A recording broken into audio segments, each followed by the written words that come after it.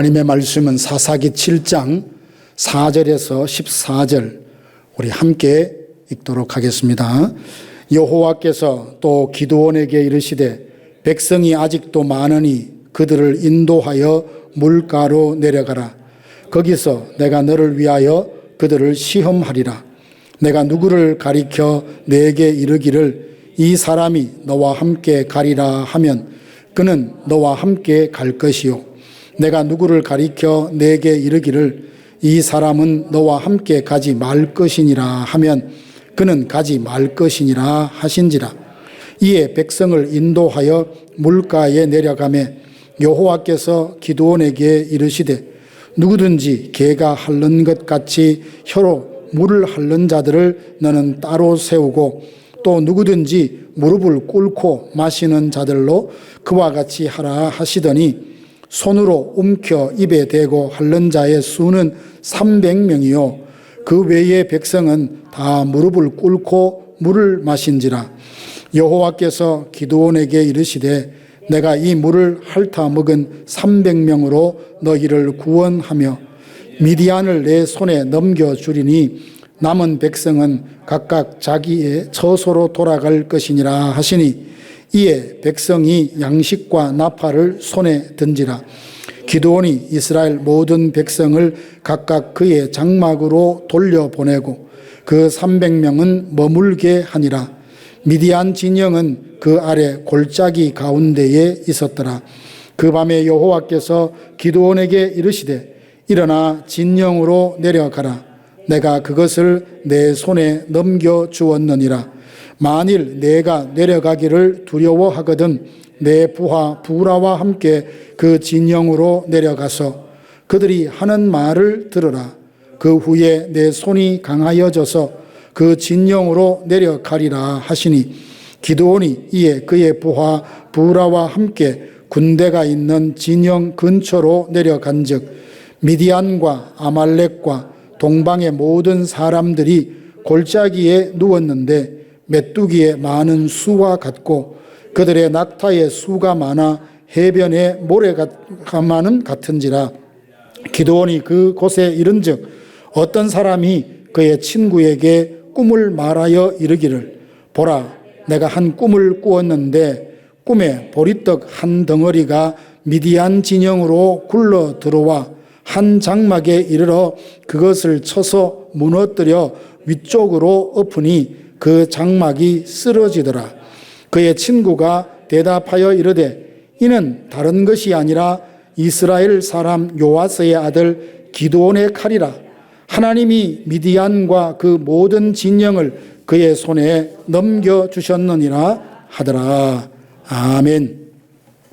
여자 사사 드보라가 사사로 있을 때 40년 동안 평안을 누렸던 그들은 다시금 미디안에게 7년 동안 고통을 겪습니다. 그 이유가 이스라엘이 또다시 여호와의 목전에서 악을 행했기 때문이라 성경이 그렇게 말합니다. 미디안과 아말렉 동방 사람들은 연합해서 이스라엘을 공격해서 토지 소산의 귀한 것들을 다 빼앗아 갑니다. 양과 가축들을 그렇게 닥치는 대로 빼앗습니다. 그래서 이스라엘 백성들은 산에다 굴을 파고 미디안 사람 몰래 숨어서 지내야 되는 신세가 되었습니다. 한때는 가나안 땅의 주인이었던 그들이 이제는 동굴에 숨어 지내는 신세가 되고 말았습니다. 그런데 여기에서 미디안의 그 압제보다도 더 무섭고 경계해야 되는 것이 있습니다. 그것은 뭔고 하니 이스라엘이 잘못된 것에 자꾸만 적응해 가고 있다는 사실입니다.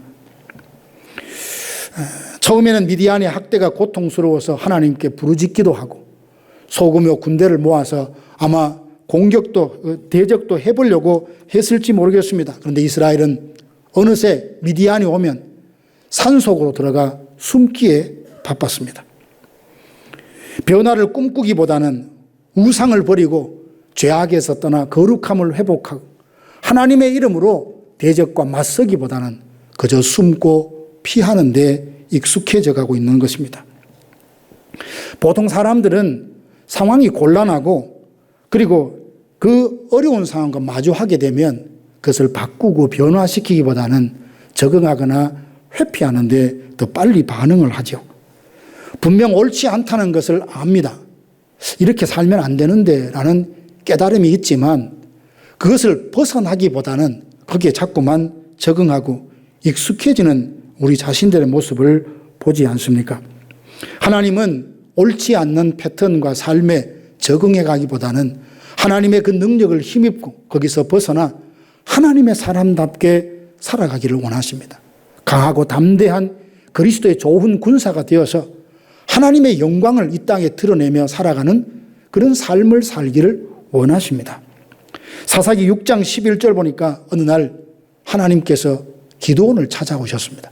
근데 기드온이 그때 뭘 하고 있었느냐 하니 사람들, 미디안 사람들의 눈을 피해서 포도주 틀에서 밀을 타작하고 있었습니다.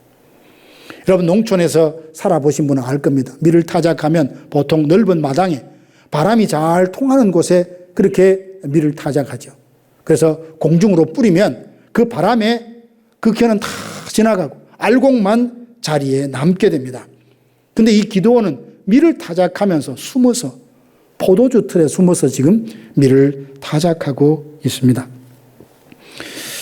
한 시대에 사사로 부름받을 사람치고는 너무나 그 모습이 초라하지 않습니까? 그런데 하나님께서 이런 기드온을 찾아오셔서 첫 번째 그를 뭐라고 부르십니까? 큰 용사라 이렇게 부르십니다. 6장 12절 보니까 큰 용사여 여호와께서 너와 함께 계시도다. 여기서 큰 용사라는 것은 전쟁에서 혁혁한 공을 이뤄내는 장군을 뜻할 때 쓰는 말이죠. 다윗의 신하들이나 여호수아를 부를 때 흔히 영웅이다, 큰 용사다 이런 말들을 쓰는데 지금 미디안을 두려워해서 숨어가지고 포도주 틀에서 밀을 타작하는 기드온을 보고 큰 용사라고 부르면 어쩌면 그 자신의 모습을 비웃는 것처럼 들릴 수도 있지 않겠습니까? 이 말을 듣고 기드온은 즉각적으로 반응을 합니다. 자기를 공격하는 미디안에 대해서는 늘 숨고 수동적이고 그리고 회피하던 그가 하나님의 말씀, 하나님의 그 말씀, 여호와의 사자가 찾아왔을 때는 즉각적으로 반응을 합니다. 나의 주여, 여호와께서 우리와 함께 하신다 했는데 하나님이 우리와 함께 하시면 어째서 우리에게 지금 이런 일들이 일어나고 있습니까? 우리 조상들이 여호와께서 우리를 애굽에서 나오게 하셨다라고 그렇게 말들을 하는데 그런 이적들이 지금 어디에 있습니까? 아마도 여호와께서 우리를 버리셔서 미디안의 손에서 우리를 넘겨주신 것 같습니다. 기드온은 현실과 이상의 그 괴리 속에서 마음속의 실망, 분노, 두려움 이것을 하나님 앞에 다 지금 쏟아놓고 있습니다. 하나님이 함께 하신다면 왜 우리가 이런 꼴입니까? 조상들이 말하던 출애굽의 기적, 홍해를 가르던 그 능력은 어디로 가버렸습니까? 기드온의 이 탄식은 어찌 보면 우리의 속마음을 대변하고 있는 듯한 생각을 지울 수가 없습니다. 때로 우리 삶 속에 하나님의 이름을 부르며 간절히 기도하잖아요. 성경에는 분명히 내 이름으로 구하면 내가 시행하리라 하셨어요. 믿고 구한 것은 다 받은 줄로 여기라 하신 기도에 대한 약속들이 수없이 많습니다. 두려워하지 말라 하시고 염려하지 말라 하시고 무엇을 먹을지 무엇을 마실지 무엇을 입을지 염려하지 말라. 너희는 공중의 새보다 더 귀하지 않느냐? 들의 백합보다 더 귀하지 않느냐? 예수님 말씀 수도 없이 성경에 어디라도 펼쳐도 이런 약속의 말씀들이 즐비함에도 불구하고 정말 내가 삶의 어떤 필요를 두고 주님께 기도하면 하나님은 침묵하는 것 같다는 말이죠. 그러면 기드온처럼 이런 마음이 들지 않겠습니까? 하나님이 나와 함께 하시는데 나는 왜 이렇게 고단합니까? 왜 하는 일마다 잘 안 됩니까? 잘 된다면 하나님 나라를 위해서 잘 쓰임 받을 수 있을 텐데 하나님마다 자꾸만 가로막히니 내 삶이 하나님의 영광을 가리운 것 같아서 속이 상합니다. 이런 말들을 하나님 앞에 쏟아놓고 싶을 그럴 때가 혹 없습니까? 더 나아가 기드온은 하나님이 자신을 큰 용사로 보는 것을 아주 정면으로 거부를 합니다. 부정을 하죠. 주여, 내가 무엇으로 이스라엘을 구원하리까? 보소서, 나의 집은 므낫세 중에 극히 약하고 나는 내 아버지 집에서 지극히 작은 자니이다. 실제로 객관적으로 지파마다 숫자가 좀 작은 지파가 있고 많은 지파가 있습니다. 그런데 지금 기드온이 나는 므낫세 중에 극히 약하고 내 아버지 집에서 가장 약한 사람입니다. 지금 이렇게 고백하는 것은 자기의 모습을 솔직히 고백하거나 겸손한 자기 고백이 아니에요. 체념에 가까운 말입니다. 탄식이죠. 하지만 하나님은 기드온의 지금 현재의 모습을 보고 큰 용사라 하신 게 아닙니다. 하나님이 함께 하시면 장차 그 기드온의 손을 통하여서 미디안으로부터 이스라엘을 구원할 것을 아셨기 때문에 하나님께서 기드온으로 하여금 그런 사람 만들려는 계획과 뜻이 있었기 때문에 그걸 바라보고 큰 용사다라고 말씀하시는 겁니다. 하나님께서 기드온을 큰 용사라고 부르신 것은 그에게 무슨 특별한 자질이 있어서가 아닙니다. 누구든지 만군의 여호와의 손에 붙들리면 큰 용사로 쓰임받을 수 있는 겁니다.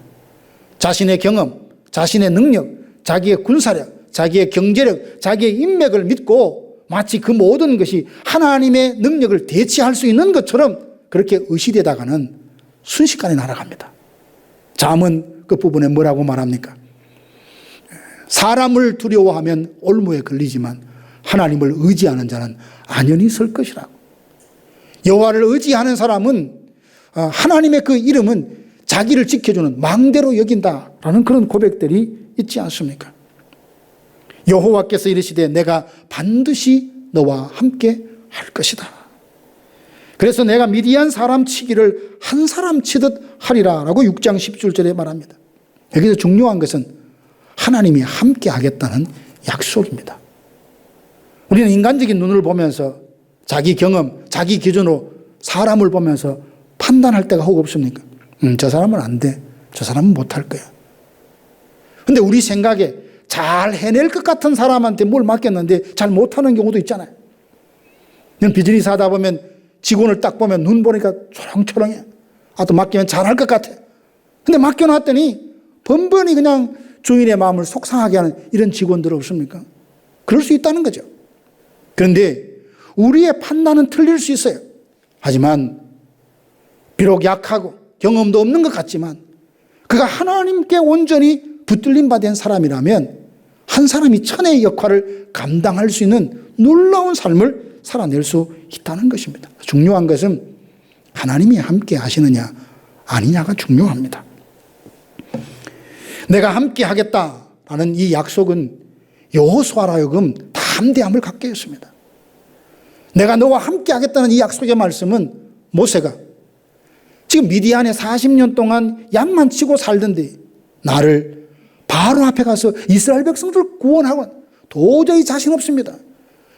하지 않으려고 가지 않으려고 하는 그 모세에게 하나님이 주신 약속이 뭡니까? 내가 너와 함께 하겠다는 겁니다.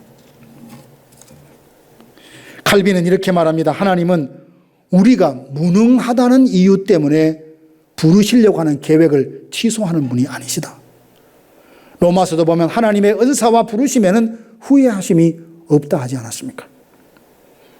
우리는 자꾸 내 자신의 능력이나 의로움이나 경험이나 실력, 예전에 내가 어떤 일을 해낼 수 있었느냐 아니냐를 자꾸만 생각하면서 지금 주어지는 일에 대해서 주저하거나 망설이거나 회피하고 변명을 하고 피하려고 하는데 그렇지 않습니다. 하나님은 하나님이 함께 하시는 자를 통해서 놀라운 일을 행하시는 것을 보게 됩니다. 나는 연약합니다. 나는 늙었습니다. 나는 할 수 없습니다. 이렇게 말하는 우리에게 하나님이 분명하게 하시는 말씀. 내가 너와 함께 할 것이다. 결국 중요한 것은 내가 누군지를 아는 것보다 나와 함께 하실 하나님이 누구신지를 정확하게 아는 것, 이게 중요합니다. 거기에서 자신감, 거기에서 담대함, 거기에서 확신, 거기에서 소망이 나옵니다. 하나님이 함께 하시니 우리 미래가, 우리의 삶이 가장 안전하고 가장 평안할 수 있는 겁니다. 노예 생활을 끝내고 애굽을 떠날 때에 하나님께서 이스라엘 보시고 뭘 하신지 압니까? 출애굽기 12장 40절 보면 여호와의 군대라고 했습니다. 그때 이스라엘 모습을 보세요. 430년 동안 400년 동안 애굽에서 종살이했던 그들, 이제 금세 애굽에서 나왔는데 하나님은 그들을 보면서 오합지졸 같은 무리들 아니겠습니까? 그런데도 여호와의 군대라고 불러요. 여호와의 군대. 부를 때 그때 모습은 오합지졸 같지만 하나님은 광야를 통과하게 하시고 가나안 땅 여러 가지 연단을 통해서 하나님이 꿈꾸고 기대하시는 여호와의 군대로 반드시 세우겠다는 하나님의 의지가 담겨 있는 그런 부름이에요. 세상이 바라보는 내 모습이 있습니다. 세상은 저를 보고 너 이런 사람이다 저런 사람이다 이야기하잖아요. 그리고 나 자신이 나에 대해서 평가하는 게 있습니다. 나는 이런 사람이다 저런 사람이다. 근데 중요한 것은 세상이 나를 어떻게 보느냐 그것도 들을 줄 알아야 돼요. 내가 나를 어떻게 생각하는가도 들을 수 있어야 되지만 그것은 가짜일 때가 참 많습니다. 오판일 때가 너무 많아요. 우리가 그러잖아요. 나도 나를 모르겠다 할 때 있잖아요. 그런데 어떻게 내가 나를 판단하는 것이 절대적이다 그렇게 말할 수 있어요? 그렇게 말할 수 없어요. 그런데 이런 나 자신이 나를 어떤 사람이라고 평가하는 것을 절대적으로 옳다고 믿는다? 바보죠. 세상이 나를 어찌합니까? 가끔 우리가 저 사람 저렇다 저렇다 그거 굉장히 위험한 거예요. 그 사람과 24시간을 같이 지내를 봤습니까? 속 사정을 드러나 봤습니까? 알 수 없어요. 그러니까 그저 주변에 하는 말들 내 마음에 일어나는 이런 판단은 참고할 뿐 내가 귀를 기울여야 될 최종적인 판단은 주님의 판단이에요. 하나님이 나를 어떻게 생각하시느냐? 하나님이 나를 어떻게 생각하시는 걸 어떻게 압니까? 기록된 성경을 통해서 알죠. 하나님이 왜 수천 년 전에 기드온을 찾아오셔서 그를 큰 용사로 부르셨다는 이 일을 기록하며 오늘 우리가 묵상하게 하실까요? 하나님은 기드온을 바라보는 그 시기에서 오늘 우리를 바라보신다는 거예요. 우리의 모습이 기드온과 뭐가 다릅니까? 그러니까 스스로 나는 할 수 없어. 나는 못난 사람이야. 생각이 들더라도 하나님이 뭐라 내가 너와 함께하면 너는 큰 용사로 하나님의 그 귀한 뜻을 감당할 수 있는 하나님의 사람이 될 수 있다. 이 약속의 말씀을 듣고 아멘 하고 받아들여요. 이게 하나님이 나를 바라보시는 그 시각을 인정하는 거죠. 여기에서 담대함과 그리고 자신감이 나오는 것입니다. 자, 그런데 하나님이 기드온이 미디안과 싸우기 전에 먼저 해야 될 일이 있다라고 말씀하세요. 그게 뭐냐면 6장 25절 보면 이날 밤에 여호와께서 기드온에게 이르시되 내 아버지에게 있는 수소 곧 7년 된 둘째 수소를 끌고 오고 내 아버지에게 있는 바알의 제단을 헐며 그 곁에 아세라상을 찍으라. 뭐라고 말합니까? 미디안과 싸우려고 하기 전에 너희 집에 있는 바알 그 제단부터 허물으라고 말씀하시는 거예요. 이러고 보면 우리가 먼저 해야 될 일과 나중에 해야 될 일이 있습니다. 먼저 하나님께 구해야 될 것이 있고 그 후에 구해야 될 것이 있어요.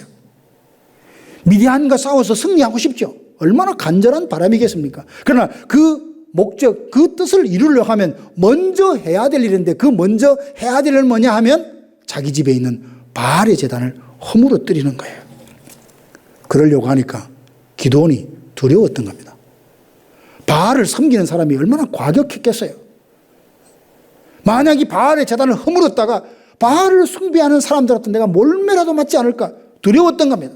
하나님의 엄중한 명령을 거절할 수는 없고 그래서 어떻게 해요? 주변에 있는 몇 사람들 데리고 밤에 몰래 가서 바알의 제단을 다 허물어버렸어요. 아침에 가보니까 바알을 섬기던 사람이 자기 섬기던 바알의 제단이 다 허물어버렸어요. 근데 놀랍습니다. 그 사람들이 뭐 요즘처럼 CCTV를 달아놨겠습니까? 그걸 딱 보고 제일 먼저 누구를 떠올렸어요? 기드온을. 이게 중요한 겁니다.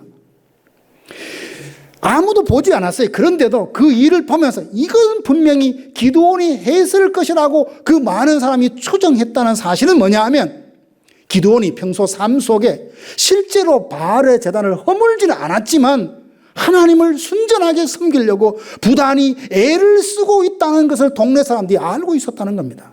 이게 중요해요. 근데 이때 다음날 아침에 사람들이 찾아와서 네 아들 그랬지? 라고 하고 요아스에게 아들 내놔라, 당장 죽이겠다고 하니까 그 아버지도 참 대답이 가관이에요. 뭐라 하냐면, 바알이 신이 아니냐, 그런데 내 아들이 바알의 제단을 허물었다 치자. 그럼 바알이 신인데 신이 진노할 것이지 너희들이 왜 몽둥이 들고 와서 내 아들을 치려고 하느냐. 그 말은 뭡니까? 그동안 계속 바알을 섬기는 것은 있었지만 바알이 정말 나에게 복을 준다는 것을 100% 믿지 않았다는 거예요. 결국 이 요아스의 말과 행동을 보면 이스라엘 백성들이 보편적으로 가졌던 신앙의 형태가 바로 혼합신앙이에요. 바알도 섬기고 하나님도 섬겼던 이중적인 신앙생활을 했다는 것을 금세 알 수 있습니다. 하나님께서 먼저 바알의 제단을 기드온에게 허물게 하심으로 거룩함을 회복하기 전에는 미디안에서 구원받을 일은 없다, 분명하게 말씀해 주십니다. 우리는 흔히 삶에 문제가 있으면 하나님 요거 해결해 주시면 내가 예배하러 가죠.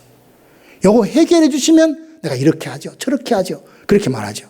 하나님의 공식은 정반대입니다. 먼저 예배하고 먼저 드리면 그 다음이에요. 요단강을 건널 때도 하나님께서 강을 다 이렇게 건너놓은 뒤에 건너라 하지 않으셨어요. 물이 지금 강의 그 뚝을 범람하는 그 시기에 먼저 제사장이 발을 담그면 물이 갈라질 것이라 라고 하십니다. 이것 때문에 우리가 막 힘들잖아요. 하나님 건강 문제만 해결해 준다면, 요번에 돈 때문에 참 힘든데 요것만 해결해 주신다면, 내가 요즘 직업 때문에 참 어려운데 요것만 해결해 주신다면 내가 하나님 앞에 다 열심히 하죠. 다 그런 건 아니겠지만 제가 아는 몇몇 사람들 보니까 그거 해결되니까 또 바빠서 교회 못 오시더라고요. 이런 걸 보면 참 하나님은 우리의 그 성향을 너무나 잘 아세요. 그래서 네가 미디안에서 이스라엘을 구원할 텐데 그것 전에 먼저 내 집에 있는 바알의 제단을 허물라. 거룩함이 회복이 없이는 진정한 승리를 얻을 수 없다는 사실. 성경은 인간이 죄로 인해서 전적으로 부패했다는 것을 계속 강조하고 있습니다. 우리 안에는 그래서 하나님보다 더 의지하는, 더 기대는 바알이라는 존재가 있을 수 있습니다. 어떤 사람에게 그건 건강일 수 있고, 어떤 사람에게는 물질일 수 있고, 어떤 사람에게는 자녀일 수 있고, 어떤 사람에게는 지위, 자리일 수도 있어요. 참 굳이 저 지위, 저 자리에 오르려고 저렇게 애를 쓰나 싶어도 그 사람에게는 그게 하나님 이상의 굉장히 소중히 여기는 어떤 거예요. 오랫동안 우리 안에서 하나님 노릇해 오고 있는 우상을 온전히 허물 때에 하나님은 진정 내 삶 속에 승리가 무엇인지 경험해 주실 것입니다. 전쟁터에 나가기 전에, 중요한 거래를 하기 전에, 하루의 시작을 하기 전에 기도의 골방에서 내 자신 안에 하나님보다 더 의지하고 있는 우상이 없나, 바알의 제단을 쌓아놓고 살아가지 않는가 점검하고 그것부터 허물고 하루를 시작할 수 있기 원합니다. 가능하면 교회 오시면 좋지만 오시지 못하시면 여러분의 새벽은 언제냐? 가장 먼저 눈을 뜰 때가 새벽이에요. 그때 침소에서나 잠서 나와서나 하나님 오늘 하루 나에게 생명 주셔서 감사합니다. 이것도 덤으로 주신 하나님의 은혜입니다. 이 하루 살아갈 때 돈도 벌어야 되고 사람도 만나야 되고 내가 해야 될 많이 있지만 그 전에 나의 모든 삶의 행위가 하나님께 기쁨과 영광이 되길 원합니다. 그것을 가로막는 우상이 아직도 내 안에 여전히 있는 것은 아닌지 깨닫게 해주시고 예수의 이름으로 허물어 주시고 그래서 오직 하나님만 경외하고 하나님만 사랑하고 하나님만 신뢰하고 하나님만 따르며 살아가는 이 하루가 되게 하십시오. 이 기도로 시작할 수 있기를 원합니다. 그리고 하나님은 승리하기 위해서 어떻게 싸워야 될지를 말씀해 주시는데요. 기드온이 미디안과 싸우자라고 사람들을 불러 모으니까 32,000명이 모였어요. 적들은 13만 5천인데 3만 2천으로 참 어떻게 싸울, 그래도 많은 사람이 모였어요. 7년 동안 압제를 받은 그 가운데서 나를 압제하던 그 사람과 싸우기 위해서 자원했던 사람이 3만 2천이라는 것은 결코 적은 숫자가 아닙니다. 그런데 하나님이 그들을 보시더니 이렇게 말해요. 너를 따르는 백성이 너무 많다. 너무 많다. 왜 이렇게 말씀하시냐 하면 7장 2절에 보니까 이스라엘이 나를 거스려 자긍하기를 내 손이 나를 구원하였다 할까 하노라. 3만 2천 명을 가지고 13만 5천을 상대해서 전쟁을 해서 이겼다면 그 3만 2천 명의 사람 마음속에 와, 너 정말 대단하네. 일당 몇백 명을 내가 쓰러뜨린 거야? 자기 스스로를 자긍할까 봐 그렇게 하지 못하도록 하기 위해서 숫자를 줄인다라고 하시는데, 여기 보니까 자긍한다는 것은 자기 스스로에게 영광을 돌린다는 말인데 그 앞에 하나님이 뭐라고 하시는 거 아니? 나를 거스려 자긍하지 못하도록 하신다. 쉽게 말하면 모든 건 내가 한 거야. 내가 있으니까 되었지. 하나님께 올려드려야 될 영광을 내가 취하는 그 자체는 하나님이 보실 때에 하나님의 마음을, 심기를 대단히 불편하게 하는, 하나님을 거스리는 일이라는 거예요. 사도 바울이 뭐라 했습니까? 내가 다른 사도들보다 다 열심히 수고했다. 나도 안다. 하지만 내게 주신 은혜로 했다라고 하며 하나님께만 영광을 돌리잖아요. 참 교회에서 열심히 일하는 분들 보면 참 귀해요. 참 귀합니다. 하나님께 주신 선물이다. 그런 마음이 들어요. 하지만 또 하나 그런 분들에서 기도하는 건 뭐냐면, 하나님 저렇게 열심히 일하는데 그 수고하고 섬김이 본인에게 축복이 되도록, 부디 사탄이 그 속에 들어가서 교만케 하지 않도록 그렇게 해달라고 기도하는데 지금까지 잘하고 계세요. 얼마나 감사한지. 그런데 오늘 여기 또 하나 보는 것은 하나님께서 300명을 딱 이렇게 줄여놨잖아요. 근데 기드온이 지금 무슨 이렇게 게임을 하는 게 아니고 전쟁이잖아요. 전쟁에서 지면 어떻게 되는 겁니까? 페널티를 받는 겁니까? 죽습니다. 그러니까 사람들이 확실하게 이길 수 있다라고 하는 그 전쟁에는 자기가 발을 담그고 참여하고 싶어 하지만 100% 죽을 수 있다는 전쟁에 누가 가고 싶어 하겠어요? 근데 3만 2천 명을 데리고 싸워도 이길까 말까 하는데 하나님이 300명으로 줄여놨어요. 그러니까 기드온마저도 두려운 거예요. 하나님이 이 마음을 아신 겁니다. 그래서 그 두려운 마음으로 전쟁하게 하지 않고 그 두려움을 불식시켜 주시는데 어떻게 하냐? 신하 한 명을 데리고 가서 그 미디안 진영에 한번 가봐라. 부라라는 사람을 데리고 갔더니 그 천막 안에서 미디안 병사들까지 이야기를 합니다. 야, 내가 어제 꿈 꿨는데 아니 보리떡 한 덩어리가 떼굴떼굴 굴러오더니 내 천막을 그냥 다 뭉개더라. 거기까지 좋습니다. 그건 받는 거니까. 근데 그걸 듣고 있던 한 사람이 기가 막히게 또 해몽을 해주네. 야, 그 보리떡 그 누군지 아냐? 요아스의 아들 기드온이야. 기드온의 칼이야. 그 말을 천막 밖에서 듣던 기드온이 아마 소름이 좀, 지금 제가 막 소름이 닭살던.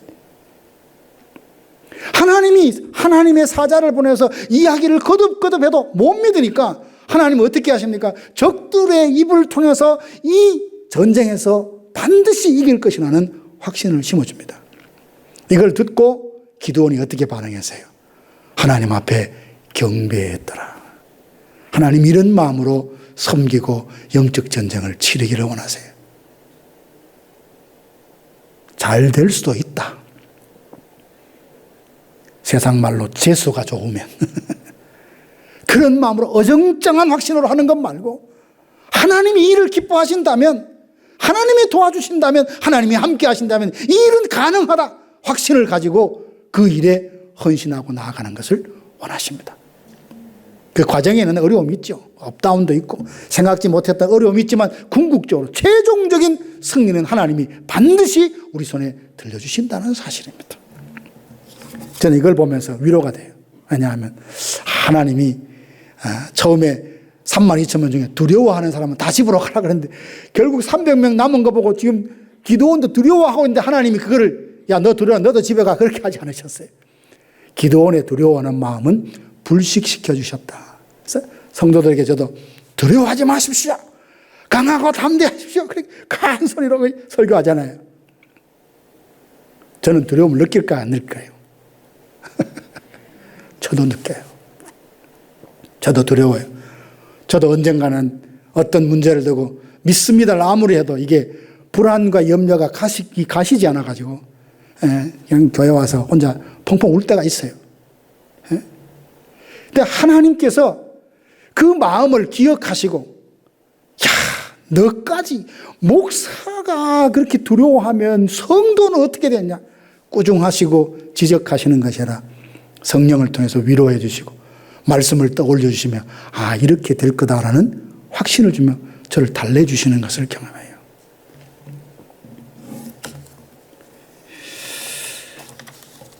(300명과) 함께 어떻게 싸우라 하셨습니까? 항아리, 횃불, 나팔.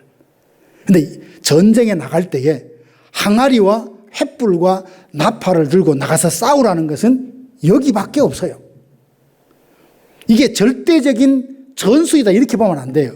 하나님은 이렇게 하게 하심으로써 뭔가 그 이면에 하시고 싶은 말씀이 있었던 거예요. 만약 이게 절대적인 전술이라면 모든 전쟁에서 항아리에 횃불 들고 나팔 들고 나가야 되죠. 근데 이 전쟁만 이랬다는 거예요. 이 뭐냐?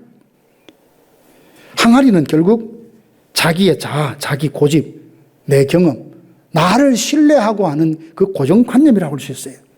그 속에 횃불이 갇혀있는, 그게 깨질 때 횃불이 빛을 발하고, 그리고 큰 소리로 기드온을 위하라, 여호와를 위하라 외칠 때에 어떤 일이 있었습니까? 그 천막에서 미디안 병사들이 나누었던 것처럼 자기들끼리 막 놀래가지고, 자기들끼리 놀래가지고 치고받고 해서 자멸해서 큰 승리를 거둔 것을 봉해야 됩니다. 아무도 상상하지 못했어요.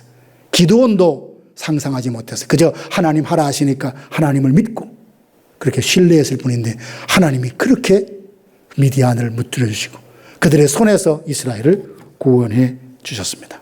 시간이 좀 지났지만 한 가지만 더. 기드온의 마지막 말년이 조금 안타깝습니다.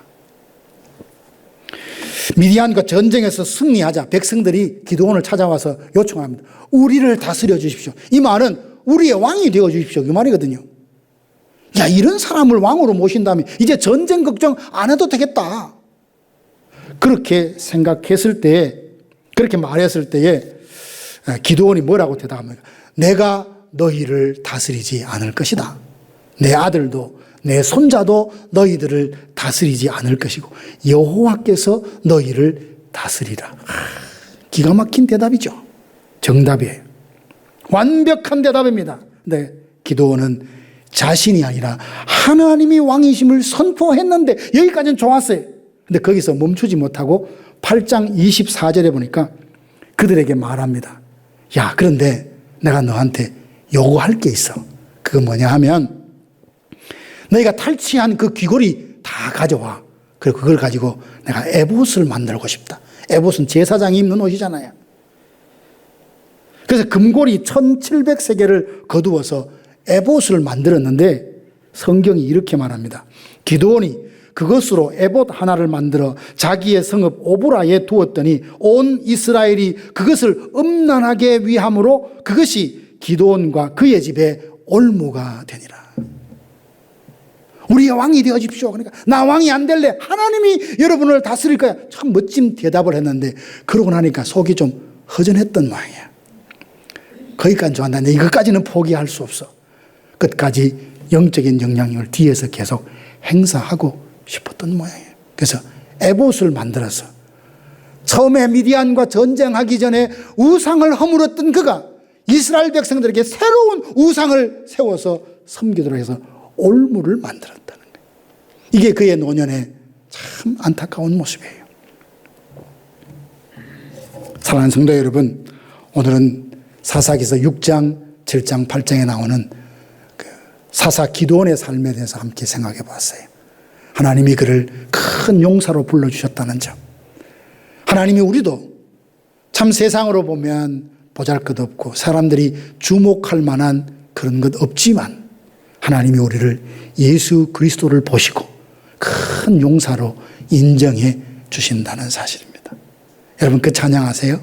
세상 사람 날 부러워 아니하여도 나도 역시 세상 사람 부럽지 않네. 아주 오래된 찬양이죠. 이거 저 좋아합니다. 저 혼자 할 때 춤추며 찬양해요. 세상 사람이 절 보고 뭘 부러워하겠습니까? 저도 세상 부럽지 않아요. 하나님이 나를 귀하다 여기시고 하나님의 말씀을 전할 수 있는 귀한 직분 주셨고 섬길 수 있는 교회 주셨고 오늘 이때까지 건강 주셨으니 뭐에 부럽겠느냐. 참 감사합니다. 하나님이 나를 어떻게 보시느냐 늘 그 시선 생각하며 제게 다짐을 합니다. 제 안에 일어나는 여러 가지 말들을 잠식시키고 억누르고 하나님이 나를 어떻게 보시느냐 여기만 자꾸만 귀를 기울여 들으려고 합니다. 그럼 힘이 나요. 뿐만 아닙니다. 하나님이 우리에게 내가 한 것처럼 자신을 드러내는 거 참 싫어하십니다. 하나님. 내가 감추어지고 내가 낮추어져야 주님이 높아지고 주님의 영광을 받으십니다.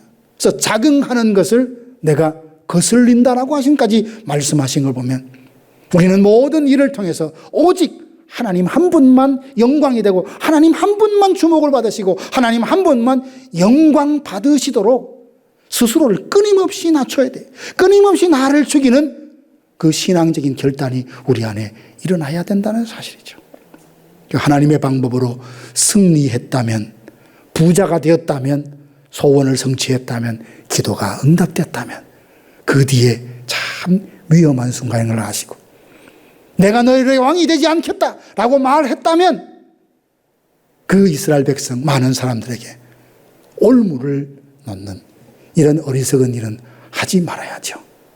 그래서 처음 시작할 때 주님을 위해서 겸손한 마음으로 시작했다면 마지막 주님 앞에 설 때까지 교만하지 아니하고 자만하지 아니하고 욕심내지 아니하고 정말 이 세상에 깨끗하고 정직하고 진실하게 주님 말을 위해 살다가 주님 오라 하시는 그 부르심을 받고 그 앞에서 주 예수여 내가 왔습니다. 기쁨으로 주님의 품에 안길 수 있는 저와 여러분들 되시기를 주님의 이름으로 축원합니다.